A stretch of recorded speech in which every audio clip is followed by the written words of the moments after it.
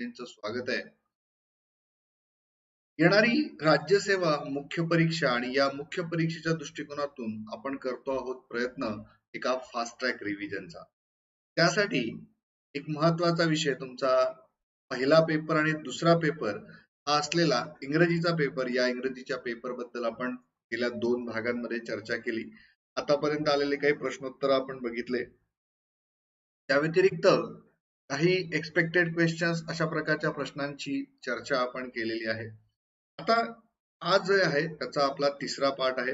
काल काही कारणास्तव क्लास आपला होऊ शकला नव्हता, परंतु इंग्रजी जो आहे हा इंग्रजी एक अतिशय महत्वाचा विषय आहे आणि चांगल्या प्रकारचा स्कोर जो आहे तुम्ही याच्यामधनं इम्प्रोवाइज करू शकता.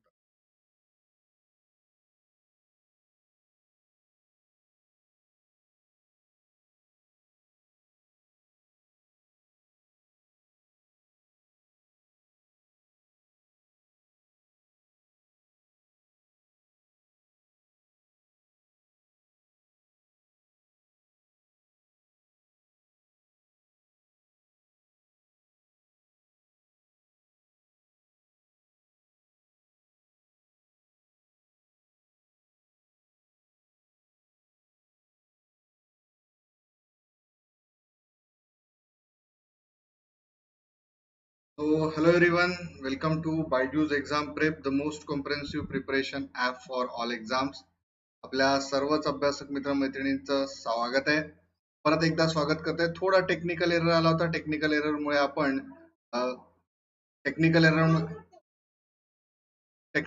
मुळे आपण थांबलेलो होतो.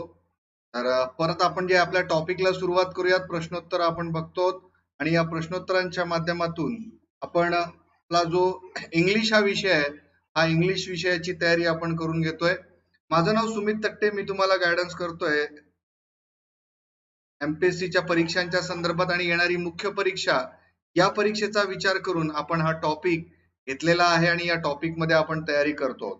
तर आतापर्यंतचे जे टॉपिक आपण बघितले त्या टॉपिक मध्ये काय झालंय, आतापर्यंत जे आपण टॉपिक बघितले त्या टॉपिक मध्ये आपण जवळपास सगळं काही कव्हर करण्याचा प्रयत्न केलेला आहे. आता हा सगळा प्रयत्न ज्यावेळी आपण केला तर बरेचसे प्रश्नोत्तर त्याच्यामध्ये आपण कव्हर केले आणि या प्रश्नोत्तरांच्या माध्यमातून आपण ही तयारी करून घेतली. तर राज्यसेवेच्या परीक्षेमध्ये आलेले प्रश्न, राज्यसेवा 2018 मध्ये he said the horse died in the night. आता हा जो प्रश्न आहे ना, चेंज द स्पीच जे आहे या घटकामधला प्रश्न आहे आणि या घटकामधले प्रश्न जे आहेत ते आपण बघतो. मीनवाईल मी तुमच्या कमेंट सुद्धा चेक करून घेतोय. थोडा टेक्निकल एरर आपल्याला आलेला होता. त्या टेक्निकल एरर मुळे जे आहे ते आपण परत जी आहे सुरुवात केलेली आहे. चला, he said horse died in the night, राज्यसेवा 2018 मध्ये आलेला. He said that horse died in the night. He said that the horse died in the night. He said that horse was died in the night. He said that horse had died in the night. आता इथे जे आहे past tense मध्ये वाक्य आहे आणि या past टेन्सच्या वाक्याचा ज्यावेळी आपल्याला कन्व्हर्शन करायचंय तर horse had died in the night, option number 4. He said that.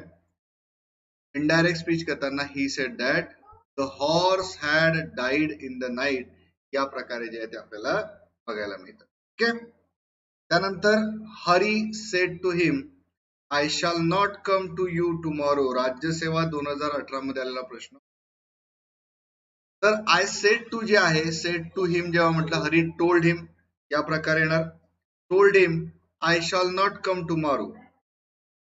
तर इथे told him that he would not go to him. काय होईल, हा त्याला सांगतो ना, ही वुड नॉट कमच्या ऐवजी he would not go to him. आता टुमॉरो जेव्हा म्हणतो, टुमॉरोचं जेव्हा आपण इनडायरेक्ट स्पीच मध्ये म्हणतो the next day. The next day म्हणजे ऑप्शन नंबर 3 जे आहे इथे करेक्ट आन्सर आपल्याला मिळते. प्रत्येकाचं जे आहे करेक्ट आन्सर आपल्याला मिळणं गरजेचं आहे. येस संकेत, करेक्ट वन. आणि कसं आहे ना, ज्यावेळी आपण हे सगळं बघतो तर येणाऱ्या परीक्षांच्या दृष्टिकोनातून आपल्याला तशी तयारी करणं अपेक्षित आहे. ओके, ठीक आहे. चला पुढचा प्रश्न, फास्ट मध्ये प्रश्न बघूयात. आणि जसं मी मगाशी बोललेलो की आपल्याला इथे तयारी करताना नॉट ओनली आपण पहिला पेपर जो आहे दुसऱ्या पेपरची पण फर्स्ट अँड सेकंड पेपर, तर इथे दुसऱ्या पेपरची आपण ग्रामरची तयारी करतोच आहे, पण पहिला जो डिस्क्रिप्टिव्ह पेपर आहे याबद्दलची चर्चा सुद्धा आजच्या क्लासमध्ये आपण करणार आहोत. तीनही घटक जे आहेत ते आपण अभ्यासूयात. एक थोड्याशा छोट्या छोट्या ट्रिक्स ज्या आहेत त्यामधून समजून घेऊया. त्या छोट्या छोट्या ट्रिक्सच्या माध्यमातून तुम्ही तुमचं प्रिपरेशन जे आहे किंवा तुमची एक रिव्हिजन जी आहे ही योग्य पद्धतीने करू शकता. प्रश्न आहे, I said let me prove my statement. STI 2018 मध्ये आलेला प्रश्न. I told to prove my statement, I propose that I should prove my statement, I suggested to prove my statement. तर याचं इनडायरेक्ट स्पीच मध्ये, आता इथे बघा एक वेगळ्या पॅटर्नचा प्रश्न आयोगाने विचारलाय. 3 ऑप्शन्स दिले आणि म्हणजे 3 वाक्य दिले आणि नंतर ऑप्शन्स दिले. 1 ओनली, 2 ओनली, 3 ओनली की all of the above. I said let me prove my statement, I told to prove my statement म्हटलंय, I propose that I should prove my statement, I suggested to prove my statement. तर इथे जर आपण बघितलं, I propose that, I told to prove, मला सांगण्यात आलं नाही, आय टोल्ड टू प्रूव्ह इथे येणार नाही. I propose that I should prove my statement, म्हणजे हे जे स्टेटमेंट आहे यातलं करेक्ट आहे आणि ओनली 2 जे आहे इथे आपल्या समोर येतो, म्हणजे ऑप्शन नंबर 2 जे आहे हे करेक्ट आन्सर इथे येत आहे. ठीक आहे.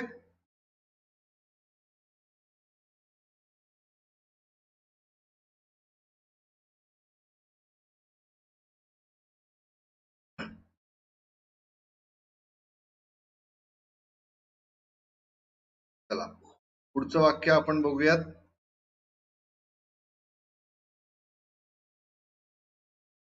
Choose the correct form of indirect speech of the following sentence. Indirect speech बद्दलचा प्रश्न, राज्यसेवा 2019 चा. He suggested living the case at the station, he said that let's leave the case at the station, he requested to leave the case at the station, he suggested to leave the case at the station. बघा case, the case at the station जर आपण बघितलं हे एवढं same आहे. आता इथे he suggested हवंय, ही सजेस्टेड लिव्हिंग इथे आलेलं आहे, ही सजेस्टेड टू लिव्ह आलंय, he said that let's leave जे आहे, आता लेट्स लिव्ह जर आपण बघितलं तर इनडायरेक्ट स्पीच मध्ये येणार नाही. ठीक आहे. सो सजेस्टेडच्या ऐवजी ही रिक्वेस्टेड टू लिव्ह, हे जे आहे मोस्ट इथे जे आहे आपण बघितलं लिव्हिंग जे आहे, लेट्स येणार नाही, इथे लिव्हिंग दिलेला आहे. तर मग यामध्ये ज्यावेळी आपण बघतो तर he suggested living the case at the station, हे जे आहे मोस्ट अप्रोप्रिएट इनडायरेक्ट स्पीच इथे आपल्याला दिसते. He said I was writing letters. तर बघा राज्यसेवा मुख्य रिसेंटच्या 2021 मध्ये आलेले. He said that he was writing letters, he said that he had been writing letters. आता हे सिंपल पास्ट कंटिन्युअस मध्ये आहे ना. He told that he was writing letters, he said that he had written letters. काय करता येईल याच्यामध्ये, आपण टेन्सेस जे आहेत हे कम्प्लिटली घेतलेले आहेत. ठीक आहे, टेन्सेस जे आहेत ते आपण कम्प्लिटली घेतले, तर टेन्सेस मध्ये या दृष्टिकोनातून आपण ही बघा, he said that he had been writing letters. So option number 2 जे आहे पास्ट कंटिन्युअस काय झालं, he had been writing, he had been writing letters. fill in the blank with the grammatically correct option. Grammatically correct option, कंबाईनची जी मुख्य परीक्षा झालेली त्याच्या पेपर 1 मध्ये आलेला प्रश्न. Between the two he runs fastest, he runs the fastest, he runs faster, he runs very fast. Between the to आहे, कंपॅरेटिव्ह आहे, कंपॅरिझन असल्यामुळे काय होईल, between the two he runs faster, he runs faster जे आहे इथे येईल. Option number 3 जो आहे आपल्या समोर येतोय, ही runs faster. Write the correct preposition in the blank space from the given option. Hurry is inferior than Ram, to Ram, from Ram, against Ram in intelligence. तर इथे जर आपण बघितलं, Hari is inferior to Ram, inferior to Ram in the intelligence. Option number 2 जो आहे तो इथे आपल्या समोर येतोय.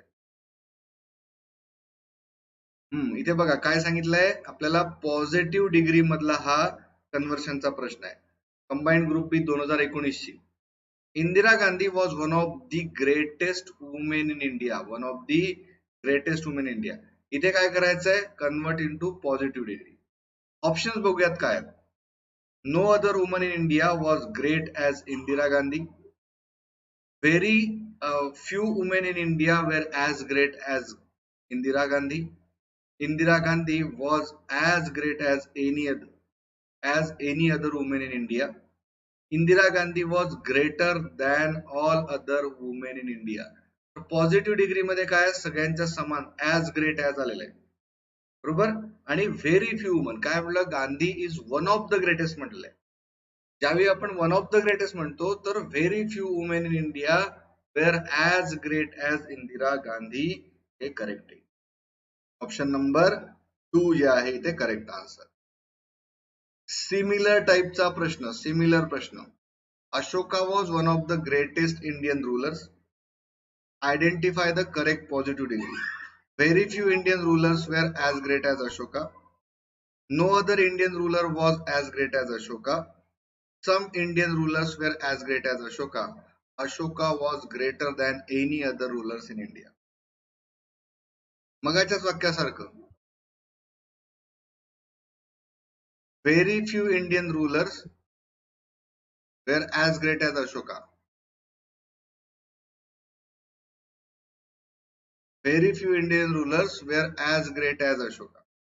जसं मगाच्या वाक्यामध्ये होतं ना तशाच प्रकारचं. आता हा बघा, arsenic is an extremely poisonous element. Correct positive degree जी आहे याच्यामध्ये, आता या पॉझिटिव्ह डिग्री वरती ना जवळपास सर्वच परीक्षांमध्ये प्रश्न आलेले दिसतात. व्हेरी फ्यू अरे नाही, हे थोडं हा हे बघा इथे जे आहे,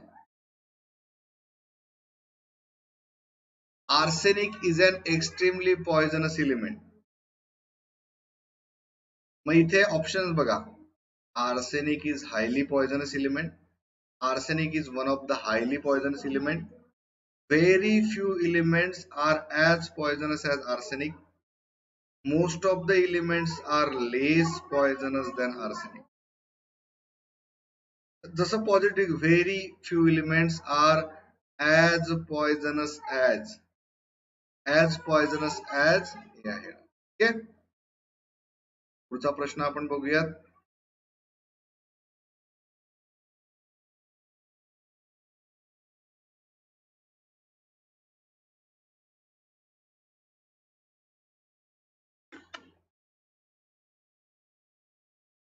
Who looks after the visitors? Who looks after the visitors?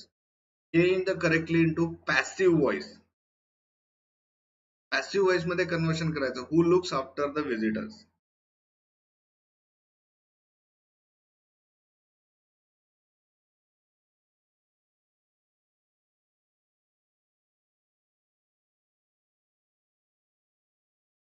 Whom are the visitors look after? By whom are the visitors look after?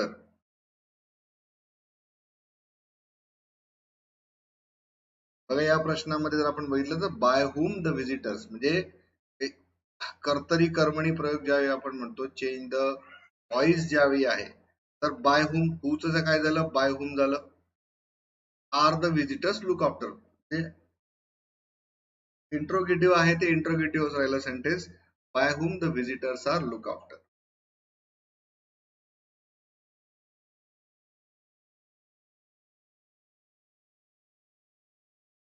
Identify the sentence written in the correct passive voice.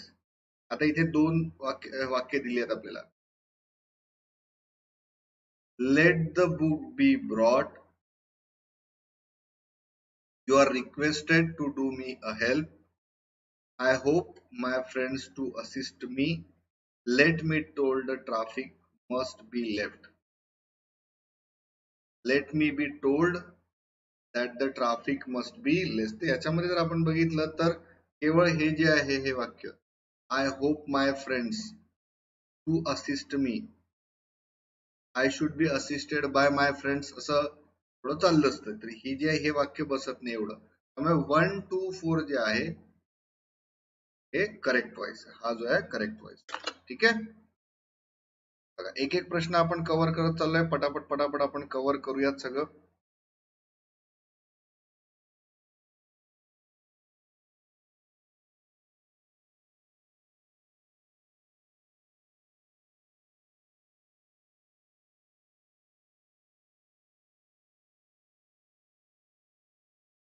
Please do not हवाय, do not disturb the class. Do not disturb the class. याला काय करायचं, passive voice मध्ये करायचं. Let the class not be disturb. The class should not be disturb. The class is not disturb by them. ही all of the above. All of the above सगळी वाक्य जी आहेत ही correct passive voice मध्ये इथे आपल्या समोर.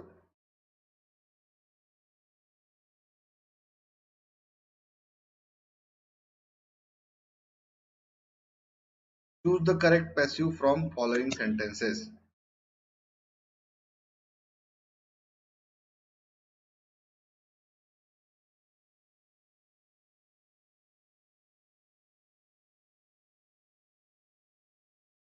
After driving Professor Kumar to the museum, he dropped him at the hotel.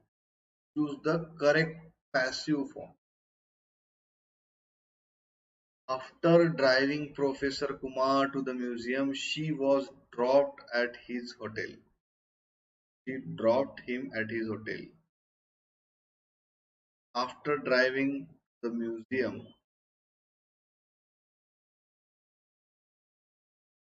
Professor Kumar dropped at his hotel.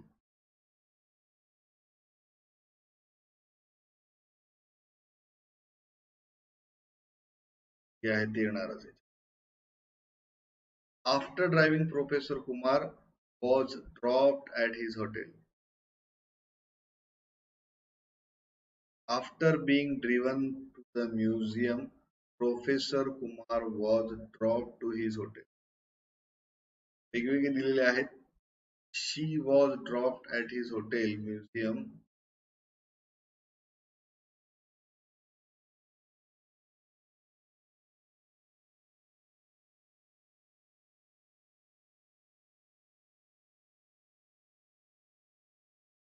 After driving to museum, Professor Kumar was dropped at his hotel. This would be the correct answer. Option number 2 जर आपण बघितलं. After driving to the museum, Professor Kumar was driving at his.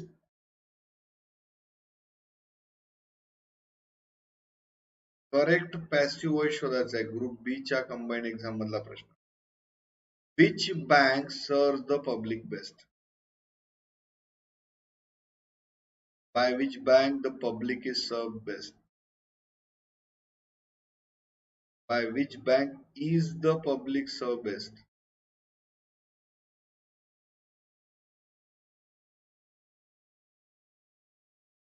Which is the bank that serves public best?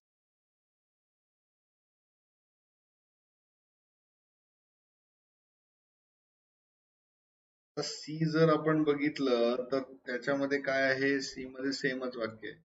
आणि इथे जर आपण बघितलं noun बद्दल घेऊया. Parts of speech.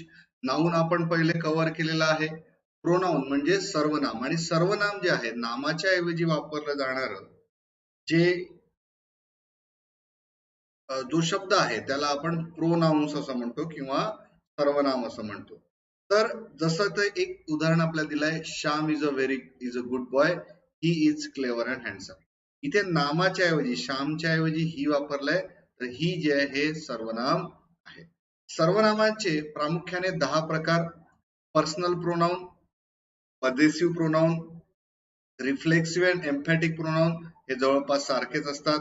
Demonstrative pronouns, indefinite pronouns, interrogative pronouns, प्रश्नार्थक ज्या प्रकारचे असतात त्या प्रकारे रिलेटिव्ह प्रोनाउन्स, डिस्ट्रीब्युटिव्ह प्रोनाउन्स आणि रेसिप्रोकल प्रोनाउन्स यांची उदाहरणं थोडक्यात आपण बघूयात आणि नंतर मग आपला जो डिस्क्रिप्टिव्ह पेपर आहे या डिस्क्रिप्टिव्ह पेपर बद्दल आपण चर्चा करूयात. बघा, पर्सनल प्रोनाउन ज्याच्यामध्ये व्यक्तिशः सर्वनाम वापरलं जातं, जसं I, we, you, he, she, it, they जी आहेत ही पर्सनल प्रकारची प्रोनाउन. यामध्ये फर्स्ट पर्सन, सेकंड पर्सन आणि थर्ड पर्सन. स्वतःबद्दल ज्यावेळी आपण बोलतोय तर आय आणि वी, एकवचन आय आणि एकवचन वी. यू जे आहे द्वितीय पुरुषी तुम्ही, तुमच्यासाठी ज्यावेळी आपण सांगतोय. आणि थर्ड पर्सन जे आहे ही, शी आणि इट, आणि ते जे आहे हे त्याचं प्लुरल. तर ज्यावेळी व्यक्ती स्वतःबद्दल असतो त्यावेळी फर्स्ट पर्सन. ज्या व्यक्तीशी डायरेक्टली बोलतोय, तू ज्या समोरचा व्यक्ती जर बोलणाऱ्या व्यक्तीबद्दल जर समोर असेल तर यू वापरलं जातं. आणि बोलणाऱ्या व्यक्ती समोर असलेल्या किंवा ऐकणाऱ्या व्यक्तीबद्दल तिसऱ्या कोणाबद्दल जर सांगत असेल तर त्यावेळी ही, शी, इट, ते यासारखी सर्वनामं वापरली जातात. तर सर्वनाम जे आहे ही वेगवेगळ्या प्रकारची असतात. त्यापैकी आता जर आपण बघितलं तर पॉझेसिव्ह प्रोनाउन, ज्याच्यामध्ये मालकी हक्क दर्शक सर्वनाम त्याला आपण म्हणतो possessive pronouns. This pen is mine. आता बघा, यामध्ये एक फरक आहे. पॉझेसिव्ह प्रोनाउन मध्ये लक्षात घ्या, जर धिस इज माय पेन म्हटलं तर पॉझेसिव्ह ऍडजेक्टिव्ह झालं, क्रियाविशेषण झालं. पण इथे काय आहे, this pen is mine. I साठी माइन झालं, वी साठी अर झालं, यू साठी युअर झालं, ही साठी हिज, हर्स, इट्स, देअर्स, आणि याच्यामध्ये अपोस्ट्रॉफी एस वापरला जाणार, लक्षात घ्या. त्यानंतर रिफ्लेक्सिव्ह प्रोनाउन्स आणि एम्फॅटिक प्रोनाउन्स ही जी आहे ती जवळपास सारखीच असणार आहे. आत्मवाचक सर्वनाम रिफ्लेक्सिव्ह प्रोनाउन्स आणि एम्फॅटिक सर्वनाम म्हणजे परिणामकारी सर्वनाम. Myself, yourself, himself, themselves असं ज्यावेळी आपण म्हणतो तर त्यावेळी ही रिफ्लेक्सिव्ह प्रोनाउन्स वापरली जातात. आता या रिफ्लेक्सिव्ह प्रोनाउन्स मध्ये जर स्वतःबद्दल कर्त्याने क्रिया स्वतः केली असेल हे दाखवायचं असेल तर ही हर्ट हिमसेल्फ, ही जर दाखवलं असेल कर्त्याने स्वतःवर क्रिया केली आहे तर ते रिफ्लेक्सिव्ह. ऑन सेल्फ, स्वतःवरती, रिफ्लेक्स झाला स्वतःवरती, तर ती आत्मवाचक किंवा रिफ्लेक्सिव्ह प्रोनाउन झालं. आणि जर कर्त्याने क्रिया केली याच्यावरती जोर देऊन म्हणायचं असेल so it is the emphatic pronouns. याला आपण काय म्हणणार आहे, एम्फॅटिक प्रोनाउन. डेमॉन्स्ट्रेटिव्ह म्हणजे वस्तू, प्राणी, ठिकाण हे जर दाखवायचं असेल तर डेमॉन्स्ट्रेटिव्ह प्रोनाउन दर्शवलं जातं. जसं दिस, दॅट, दीज, दोज ही जी आहे. सच सुद्धा जे आहे, such are the things we need to bring. Such जे आहे ही सुद्धा जे आहे, we are the such are the things we need to bring along. Such जे आहे हे सुद्धा सर्वनाम आहे. तर ही डेमॉन्स्ट्रेटिव्ह प्रोनाउन्स. Indefinite pronouns. आता इनडेफिनेट म्हणजे काय होतं, याला कुठलंच डेफिनेशन नसणार आहे, म्हणजे व्यक्ती जो आहे तो माहित नसणार आहे, करणारा व्यक्ती करता जो आहे तो माहित नाही. Somebody, nobody, anybody, anyone, no one अशा प्रकारची जी आहेत ही अनिश्चितदर्शी किंवा इनडिफिनेट प्रोनाउन्स आहेत. त्यांना इनडिफिनेट प्रोनाउन्स असं म्हटलं जातं. Everyone, no one, other, little, enough, something या प्रकारची सुद्धा प्रोनाउन जी आहेत ही कशी आहेत, अनिश्चितदर्शी सर्वनाम आहेत आणि ही एकवचनी असतात. देन इंट्रॉगेटिव्ह, प्रश्नार्थक ज्याला आपण म्हणतो, तर प्रश्नार्थक सर्वनामांमध्ये काय असणार आहे, जसं हु, व्हॉट जे आहेत हे आपण वापरतो. आता यामध्ये व्यक्तीसाठी हु, हुज, हुम यांचा वापर होतो. वस्तूंसाठी व्हॉटचा वापर होतो. व्यक्ती आणि वस्तूंसाठी विचचा वापर होतो. तर या महत्वाच्या हे जे आहेत इंट्रोगेटिव्ह प्रोनाउन्स, तर हे सुद्धा प्रोनाउन म्हणून ज्यावेळी WH टाईपचे जे शब्द आहेत हे सर्वनाम म्हणून वापरले जातात त्यांना इंट्रोगेटिव्ह प्रोनाउन असं म्हणतात. रिलेटिव्ह प्रोनाउन्स, दोन वाक्य जोडण्यासाठी ज्यांचा वापर होतो त्यांना रिलेटिव्ह प्रोनाउन्स किंवा ती सर्वनामं जी आहेत ती वाक्यात पूर्वी आलेल्या नामाचा संबंध दर्शवतात. I know the man who came here yesterday. I know the man who came here yesterday. Who जो आहे ह्या माणसाबद्दल माहिती सांगतायत जो काल आला होता. ठीक आहे. अच्छा who, whose, whom, whoever, whosoever, whomever, whomsoever, what, whatever, whatsoever, that. त्या व्यतिरिक्त which, whichever ही जी आहेत ही जी आहेत ही काय आहेत ना रिलेटिव्ह. आता इथे बघा इंट्रोगेटिव्ह मध्ये प्रश्न विचारला जातोय आणि रिलेटिव्ह मध्ये जे आहे जो आधीचं नाम वापरलंय त्या नामाचा वापर केला जातो. त्यांना कंपाऊंड रिलेटिव्ह प्रोनाउन असं सुद्धा म्हटलं जातं. देन डिस्ट्रीब्युटिव्ह प्रोनाउन्स ज्याच्यामुळे विभाजन जसं इच, आयदर, नायदर, एव्हरीवन जे आहे. Each boy was given a prize. Each. Either road leads to railway station. Neither acquisition is true. तर ही काय झाली विभाजक. डिस्ट्रीब्युटिव्ह सर्वनाम यांना म्हटलं जातं. आता डिस्ट्रीब्युटिव्ह प्रोनाउन्स हे नेहमीच एकवचनीच असतील. Each of the two students याच्यासाठी वॉज जे हे verb वापरलंय. Each boy is correct. तर ही जी आहे ती नेहमी distributive pronouns are always singular. Distributive pronouns are always singular. एकवचनीच असणार आहे. त्यासाठी सहाय्यकारी क्रियापद जे वापरलं जाईल हे एकवचनी वापरलं जाईल. देन रेसिप्रोकल प्रोनाउन्स जेव्हा दोन वाक्य जोडायची असतात किंवा each other, one another यांना रेसिप्रोकल प्रोनाउन म्हणतात. They all give gifts to one another. त्या सर्वांनी एकमेकांना भेटवस्तू दिली. Two passengers saved themselves by helping each other. आता इथे एक बाब लक्षात घ्या. ज्यावेळी दोन घटक असतात दोन घटकांसाठी each other वापरला जाईल आणि दोन पेक्षा जास्त घटकांसाठी one another वापरला जाईल. हा बघा ह्या वाक्यातला प्रश्न जो आहे तो येऊन गेलेला प्रश्न यापूर्वी पण आपण त्याबद्दल अभ्यासलं. डायरेक्ट प्रश्न आला होता. He and his five brothers love one another. He and his brother love each other. बघा इथे जर आपण बघितलं दोघं व्यक्ती आहेत तर each other येणार. दोन पेक्षा जास्त व्यक्ती आहे तर काय होणार आहे वन अनादर जे हा शब्द वापरला जाईल. ठीक आहे. तर ही जी आहेत ही काही महत्वाची जर आपण बघितली तर प्रोनाउन्स बद्दलची माहिती होती. Now we will little bit discuss about the descriptive paper. पहिला पेपर तुमच्या इंग्लिश मधला पहिला पेपर ज्यामध्ये 50 मार्काचं सेक्शन तुमचं मराठीचं असेल आणि 50 मार्कांचं सेक्शन जे आहे हे इंग्लिशचं. लक्षात घ्या 50 मार्काचं सेक्शन मराठी आणि 50 मार्काचं सेक्शन जे आहे हे इंग्लिश. आता यामध्ये इंग्लिशचं जे सेक्शन आहे या इंग्लिशच्या सेक्शन मध्ये 3 प्रश्न आपल्याला बघायला मिळतील. पहिले तर 400 शब्दांमध्ये तुम्हाला निबंध लिहायचा आहे. 400 वर्ड्सचा निबंध आणि मोस्टली जो निबंध असेल हा निबंध आपला कशावर अवलंबून असेल तर रिसेंटच्या ज्या घडामोडी आहेत या रिसेंटच्या घडामोडींवरती हा. देन यासाठी जर आपण मार्कांचं डिस्ट्रीब्युशन बघितलं तर 25 मार्क्स या घटकासाठी. त्यानंतर 15 मार्कांचा जो घटक आपला येणार हा येणार ट्रान्सलेशन. मराठीतील उतारा इंग्रजीमध्ये आणि इंग्रजीतील उतारा मराठीमध्ये ट्रान्सलेशन 15 मार्क्स साठी. आणि तिसरा जो आहे तो म्हणजे प्रेसिज रायटिंग. तर प्रेसिज साठी जे आहे ते 10 मार्क्स म्हणजे सारांश लेखन हा घटक जो आहे तो आपल्याला अभ्यासायचा. याच्यामध्ये सारांश लेखन मध्ये तुम्ही अशी ट्रिक सांगणार की सोप्या पद्धतीने जे आहे सारांश लेखन करून जास्तीत जास्त मार्क घेऊ शकणार. निबंधामध्ये काही टिप्स जे आहेत त्या फॉलो केल्या तर चांगले मार्क त्यामध्ये आपल्याला मिळतील. आणि ट्रान्सलेशन जे आहे शब्दशः आणि भावार्थ जो आहे हा भावार्थ बदलायला नको. शब्दशः ट्रान्सलेशन पेक्षा या घटकामधले भावार्थ जे आहेत हे न बदलता तुम्हाला ट्रान्सलेशन करायचं. So what we have to look in the essay writing. जसं की आता एक आपल्याला टॉपिक दिलेला आहे. ते टॉपिक दिसतोय चाइल्ड लेबर इन इंडिया.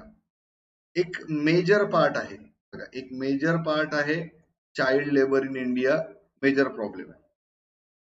मग ज्यावेळी अशा प्रकारचा निबंध तुम्हाला लिहायला येतो तर मग त्यावेळी काय करायचं? जर तुमच्याकडे अशा प्रकारचा निबंध लिहायला येतोय त्यावेळी इसे रायटिंग करताना काही मुद्दे आपल्याला लक्षात ठेवायचे. एसे जो आहे हा 3 पार्ट मध्ये, लक्षात घ्या, हा 3 पार्ट मध्ये आपल्याला कव्हर करायचा आहे.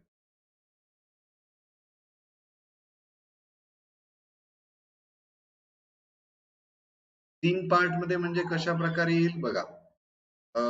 3 पार्ट्स याचे महत्वाचे. पहिलं जे आहे ही एसेची स्टार्टिंग. ठीक आहे, एसेची स्टार्टिंग इम्पॉर्टंट. त्यानंतर दुसरा मायना जो आहे किंवा मिडल पार्ट ज्याच्यामध्ये most of the information cover होईल. And third one is the conclusion. अशा तीन स्टेप मध्ये जे आहे अपेक्षित आहे की एक तुमचा एसे जो आहे हा कम्प्लीट व्हावा. तर मग स्टार्टिंग करताना काय आहे?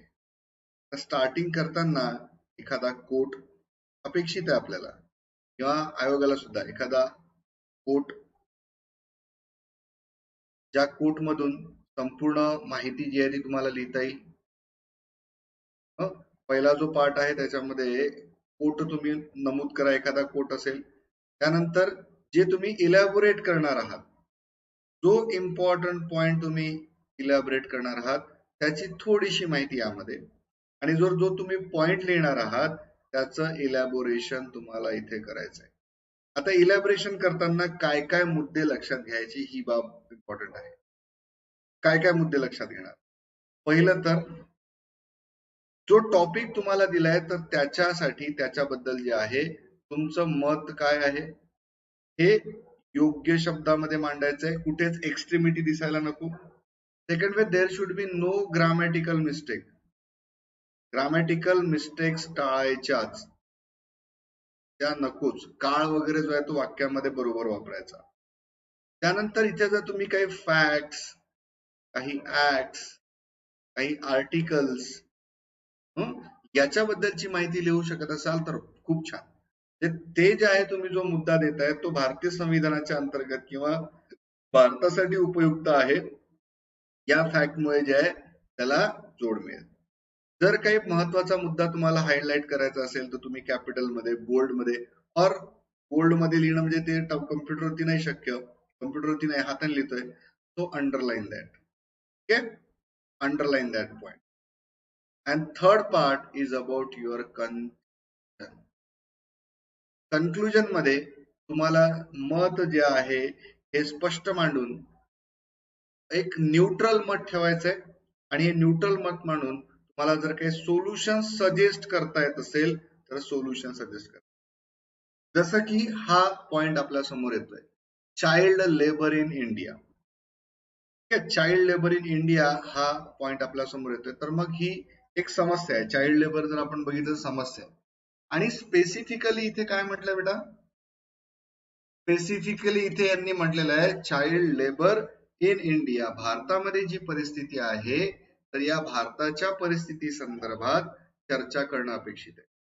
मग भारताशी संबंधित म्हटलंय तर इथे पहिला रेफरन्स बघा काय दिलाय.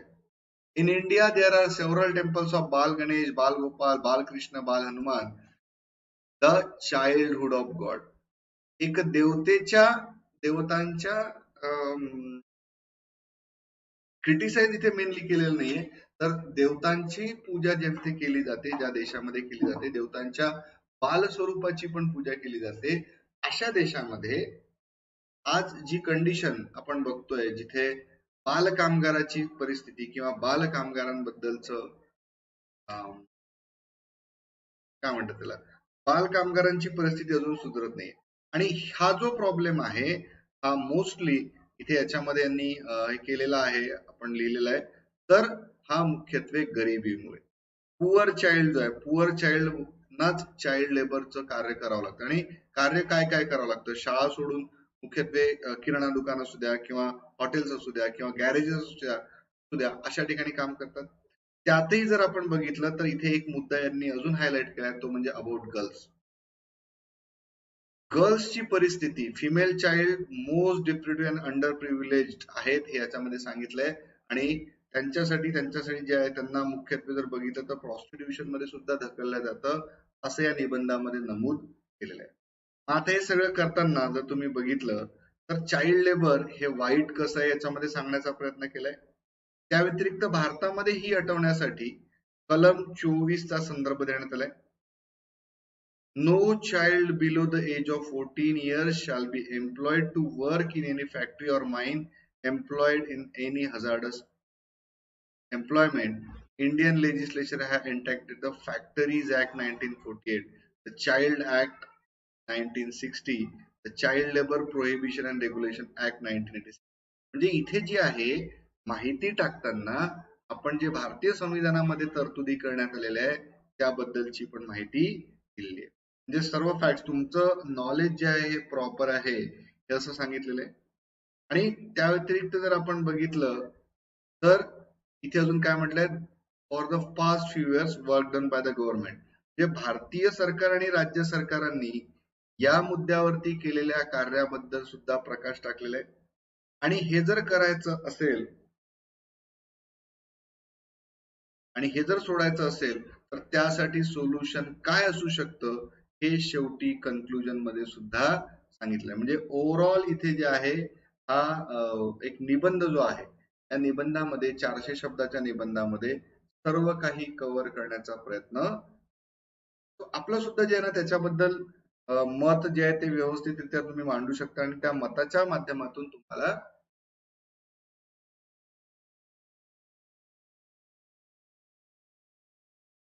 चांगल्या प्रकारे आपण म्हणू शकतो चांगल्या प्रकारे तुम्हाला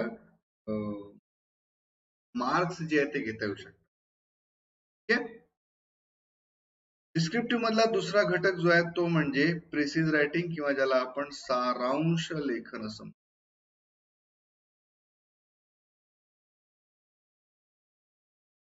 सारांश लेखन प्रिसिज रायटिंग. जो काही आपल्याला उतारा दिलेला आहे जो पॅसेज आपल्याला दिलेला आहे या उतार्याचा गर्भितार्थ जो आहे हा गर्भितार्थ न बदलता त्या उतार्याचं 1/3 मध्ये सारांश तुम्हाला लिहायचं. लक्षात घ्या. म्हणजे समजा 240 शब्दांचा उतारा असेल त्या 240 शब्दांच्या उतार्याचं तुम्हाला 80 शब्दांमध्ये सर्व मुद्दे मांडून जे आहेत ते कव्हर करायचे. मग एक प्रेसिज रायटिंग ज्यावेळी आपण बघतो तर प्रेसिज रायटिंग मध्ये आपल्या समोर काय काय असलं पाहिजे, कुठले कुठले मुद्दे असले पाहिजे. तर सुरुवात करताना सगळ्यात पहिले जे आहे तुमचा एक रफ ड्राफ्ट जो आहे तो तयार पाहिजे. जे तुम्ही ज्यावेळी उतारा वाचता तर उतार्यामध्ये जे महत्वाचे मुद्दे असतील हे मुद्दे लिहिणं अपेक्षित आहे. ठीक आहे. हे मुद्दे जे आहे तुमची नोंद करून ठेवा. मुद्दे जर तुम्ही एक वेळा नोंद करून ठेवले तर 1/3 मध्ये तुम्ही अजून इझिली जे आहे अजून इझिली त्याचं प्रिसिज जो आहे तो लिहू शकता. मुद्दे तुमच्या समोर आहेत, मग फक्त शब्दांची जी आहे तुम्हाला मांडणी करायची. आता सगळे शब्द जसंच्या तसं येणार नाही. वाक्य जो उतारा आहे त्या उतारातले शब्दही जसेच्या तसेच वापरले पाहिजे किंवा त्याचा पूर्णपणे अर्थ स्वतः आपण जो अर्थ काढला आला पाहिजे असे अपेक्षित नाही. जशा प्रकारे केलेला आहे त्याचप्रमाणे करू शकता. त्याच्यातला अर्थ न बदलता शब्द वापरू शकता. फक्त शब्दसमूहासाठी एक शब्द अशा प्रकारे वापरून तुम्ही यातील शब्द कमी करून वाक्यरचना पूर्ण लागेल शब्द कमी करून सारांश लेखन करू शकता. जसं उतार्यामध्ये मी बोललेलो की काही फॅक्ट्स फिगर्स या जर दिलेल्या असतील तर या फॅक्ट्स अँड फिगर्स इलिमिनेट करू नका, त्या तशाच ठेवा. फक्त त्या फॅक्ट्स अँड फिगर्स ज्या आहेत या फॅक्ट्स अँड फिगर्स तुम्ही properly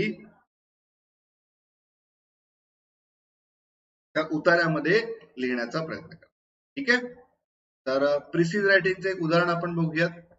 There is an enemy beneath of our feet, the enemy more deadly for his complete impality. He recognized no national boundaries, no political parties, everyone in the world threatened by him. The enemy is the earth itself. When an earthquake strikes, the world trembles and the power of quake greater than anything man itself can produce. म्हणजे एक बाब तुमच्या लक्षात आली की हा earthquake बद्दलचा उतारा आहे. आणि कारण की तुम्हाला उत्तराला टायटल पण द्यायचं असतं ना. But today scientists are directing a great deal of their effort into finding some way of combating earthquake, and perhaps at some time shortly mankind will discover a means of protecting itself from the earthquake. An earthquake strikes without warning. When it does, its power is immense. It strikes a modern city, it damages and causes it as great as it is struck the primitive village. Gas mains burst, explosives are caused, and fires are started. Underground railways are wrecked, buildings collapse, falls. आता ही जी एवढी माहिती दिली की याच्यामुळे परिणाम actual परिणाम काय होऊ शकतात. तर तुम्ही जानो माल की खतरा जसं त्याला म्हणू शकतो, त्याचं नुकसान होऊ शकतं डायरेक्ट त्याला देऊ शकता. नेक्स्ट पॅराग्राफ बघा. If the quake strikes at sea, huge tidal waves sweep inland. If it is strike in the mountain regions, roar down the valley. Consider the terrifying statistics from the past. 1755, Lisbon, capital of Portugal, the city was destroyed entirely and 450 killed. 1970, 50,000 killed. In 1968, an earthquake struck Alaska. As it is relatively unpopulated part, only a few people were killed, but this likely was one of the most powerful quakes to. इथे दिले आहे तुमच्या समोर facts. Geologists estimate that during the tremors, whole of the state moved about 80 feet farther west in the Pacific Ocean. Imagine the power of something that can move an entire subcontinent. त्याच्या power बद्दल किती tremendous power असते त्याच्याबद्दल माहिती दिली आहे. This is the problem that scientists face. They are dealing with the forces so immense that man cannot hope to resist them. All that can be done to try pinpoint just where the earthquake will strike and work from there. At least some precautionary measures can be taken to save lives, some property. 329 words आहेत. आता याचं 329 वर्ड्सचं जर आपल्याला conversion करायचं असेल जवळपास 110 शब्दांच्या आसपास जे आहे ते आपल्याला करावं लागेल. हे करताना एक रफ ड्राफ्ट आपण बनवूया. पॉइंट लिहून घेतले. Earthquake is the one of the worst enemies of Mankind. It cause great damage at it strikes without warning. Scientists are finding way to combat the disaster. Earthquake causes great damage, life and property. बघा ते एवढं सगळं सांगितलं होतं ते एका वाक्यामध्ये झालं. Statistics have reported the intensity of earthquake can be terrible, that they can move an entire continent. Alaska moved over 80 feet further west into the Pacific Ocean. An earthquake struck in 1960. तर हे जे points आहेत ना हे आपण पहिले नोंद करून ठेवलेत आणि त्यामुळे काय झालं या पॉइंट्सच्या नोंदीमुळे आता प्रिसाइज लिहिणं आपल्याला सोपं. 84 वर्ड्स मध्ये आपण प्रिसाइज लिहू शकलो. Earthquake, the enemy beneath of our feet. An earthquake is one of the worst enemies of the mankind, as it causes great damage to life and property. Statistics have reported the intensity of earthquake can be so terrible that they can move an entire continent. Alaska moved over 80 feet further west into the Pacific Ocean when an earthquake struck in 1968. Scientists are finding the way to combat the disaster, but the problem is that strike without warning and only precautionary measures can be taken to save life and. पूर्ण उताराचा सारांश 84 शब्दांमध्ये इथे आपण टाकू शकलेलं आहे. त्यासाठी आपल्याला थोडस बॅक मध्ये वर्कआउट करावं लागलं. या वर्कआउट वरून आपण 84 शब्दामध्ये हा लिहू शकतो. Okay. And another part 1 is the translation. आता भाषांतर जर करायचं असेल तर आपला शब्द संग्रह चांगला लागेल पहिले तर. शिवाय बरेच वेळा तुम्हाला याच्यामध्ये एक फायदा होईल की वाक्यात रचना असल्यामुळे त्या शब्दाचा अर्थ तुम्हाला सापडू शकतो. जसा की हा एक आपल्याला आलेला रिसेंटली रिसेंटच्या एक्झाम मध्ये आलेला या उत्तराचं मराठीत भाषांतर. After a long period of isolation precaution against the COVID-19 pandemic many people टेंड टू फील लो. तर ही जी आहे शब्दशः न करता पहिले जे पूर्ण एक पॅराग्राफ वाचा, पॅराग्राफ मधून त्याचा अर्थ घेऊन मग ट्रान्सलेशन करा. एकमेकांशी रिलेटेड वाक्य जे आहे त्यामुळे बनवता येते. तर ट्रान्सलेशन मध्ये ही बाब लक्षात ठेवायची, वाक्याचं वाक्य एक एक वाक्य न करता जसं एक 2-3 वाक्य जे आहे, कारण की ती एकमेकांमध्ये डिपेंड असतात. मग त्यावेळी काय होतो, जर तुम्ही हे केलीत बरोबर तर त्यावेळी काय बेनिफिट होतो, की वाक्य जे आहे ते प्रॉपर पद्धतीने आपण करू शकतो. रचना जी आहे ती चेंज करू. ओके. तर ही जी आहे याच्याबद्दल एक तुम्हाला दिलेला आहे. तुम्ही स्क्रीनशॉट घ्यायचा असेल घेऊ शकता. पण ट्रान्सलेशन मध्ये मोस्टली तुम्हाला जे आहे ट्रान्सलेशन मध्ये काय करावं लागेल, की वाक्यरचना जी आहे ती योग्य ठेवायची. तो काळ दिलेला आहे कशामध्ये, इंग्रजीमध्ये दिलेला आहे, तो काळ योग्य रीतीने मराठीमध्ये करायचा आहे. ओके. तर अशा प्रकारे आपण इंग्रजीची कंप्लीट रिव्हिजन केलेली आहे. 7, 8 आणि 9 तारखेला तुमची एक्झाम आहे. हॉल तिकीट ऑलरेडी आउट आहे, त्याबद्दलची माहिती मी ऑलरेडी दिली आहे. हॉल तिकीट तुम्ही प्रिंट आउट करा, काही अडचणी असेल तर आयोगाला रिपोर्ट करू शकता. आणि जर तुम्हाला पुढच्या परीक्षांची, तुमच्या मित्रमैत्रिणींना पुढच्या परीक्षांची तयारी करायची असेल तर बायजूस एक्झाम प्रेपचा ऑनलाईन क्लासरूम प्रोग्राम नेहमी तुमच्या सोबत आहे. त्यामध्ये तुम्ही लाईव्ह क्लासेस, रेकॉर्डेड क्लासेस आणि तज्ञ शिक्षकांचं लाईव्ह मार्गदर्शन घेऊ शकता. पूर्व, मुख्य आणि मुलाखत या सर्व परीक्षांची मार्गदर्शन या ऑनलाईन क्लासरूम प्रोग्राम मध्ये महाराष्ट्रातील तज्ञ फॅकल्टीच्या मदतीने तुम्ही घेऊ शकता. सगळ्यांसाठी जे आहे हा प्रोग्राम एक अवेलेबल आहे. महाराष्ट्रातली तज्ञ मंडळी तुम्हाला मदत करते आहे. त्या व्यतिरिक्त अतिशय माफक दरामध्ये म्हणजे जवळपास 500 रुपये प्रति महिन्यामध्ये तुम्ही जे आहे तयारी करू शकता. 2 वर्षांपर्यंतची व्हॅलिडिटी जी आहे त्याच्या माध्यमातून तुम्हाला मिळेल. म्हणजे सर्व पूर्व, मुख्य परीक्षा आणि पुढच्या परीक्षांची पण तयारी करू शकता. जर काय अडचण असेल आमचा हा टेलिफोन क्रमांक दिलेला आहे 9650052904. या नंबरवरती आत्ताच कॉल करा, आमचे प्रतिनिधी तुम्हाला मार्गदर्शन करतील. And see you at Byju's exam prep app. Okay, तो भेटूया परत. Best of luck for your studies. तुमचा अभ्यास पूर्णपणे झालेला आहे, सगळं काही तुमचं प्रिपेअर्ड आहे. Just you have to concentrate on your exam, be exam focused आणि पोस्ट जी आहे ही तुमची आहे. Best of luck guys.